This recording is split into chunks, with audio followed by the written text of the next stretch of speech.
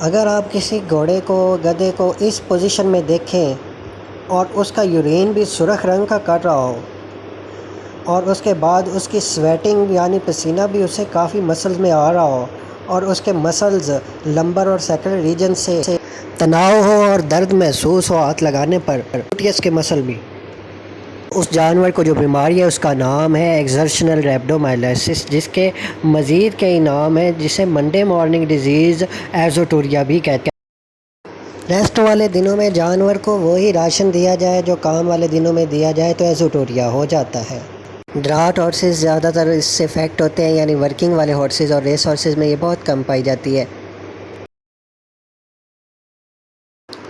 घोड़े ने बहुत ज़्यादा कार्बोहाइड्रेट खाया वीकेंड पर जाकर, जिसकी वजह से मसल में ज़्यादा ग्लाइकोजन एक्यूमुलेट हो गया।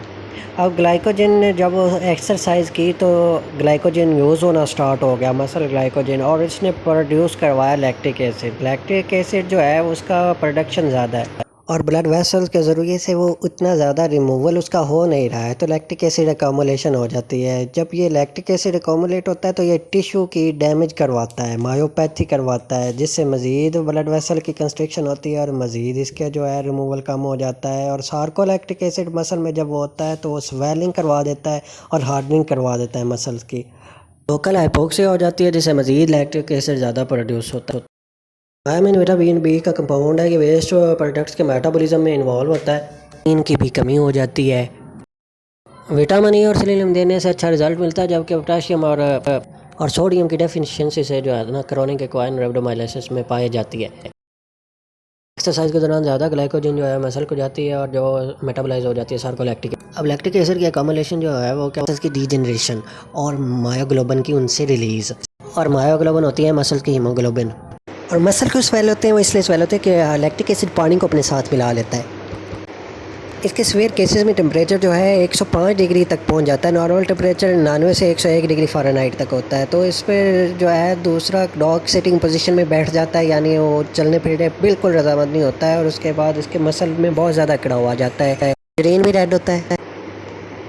जानवर खड़ा हो जाए तो बचने के चांसेस ज़्यादा है, और नहीं खड़ा हो तो कम में भी हो सकती है। यूरिन में मायोग्लोबिन के पिगमेंट चेक किए जाते हैं और ब्लड के अंदर सीपे के और एएसटी जो एंजाइम्स होते हैं वो चेक किए जाते हैं, और हिस्टोपैथोलॉजी में ज़ेंकर नेक्रोसिस यानी मसल की डीजनरेशन चेक की जाती है। एक तो आपने सबसे पहले ये काम करना है कि इसकी अब मज़ीद एक्सरसाइज फर्दर बिल्कुल रुकवा देनी है।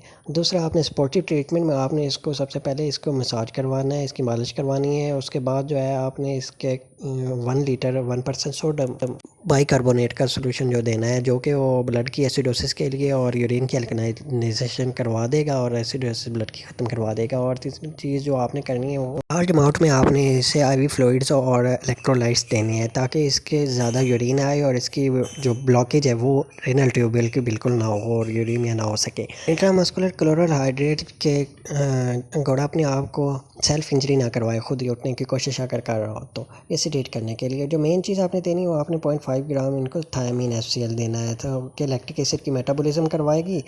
ये मेनली ट्रीटमेंट करनी है। और उसके बाद आपने पेन किलर इन्हें देनी है, फिनाइल ब्यूटाजोन और फ्लोनेक्सिन भी दे सकते हैं। और कुछ ड्रग्स जो है मसल्स के झटकों से स्पैज़म से बचने के लिए जो है एस्प्रोमोजिन ड्रग यूज़ होती है वो देनी है। इससे ब्लड फ्लो इंक्रीज़ होगा और मसल्स के स्पैज़म कम हो जाएंगे। अब आपने एंटी हिस्टामिनिक यानी एलर्जी से बचने के लिए एविल का इंजेक्शन इसे देना है, और विटामिन ई और सेलेनियम का यूज़ भी इसमें बहुत यूज़फुल होता है।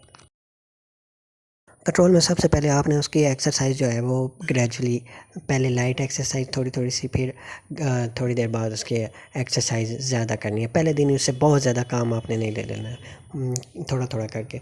और जो पहला पॉइंट है उसमें हमने वर्किंग वाले दिनों के बाद जब रेस्ट देते हैं तो रेस्ट वाले दिनों में उसके राशन जो है आधा कर देना है वर्किंग के मुताबिक।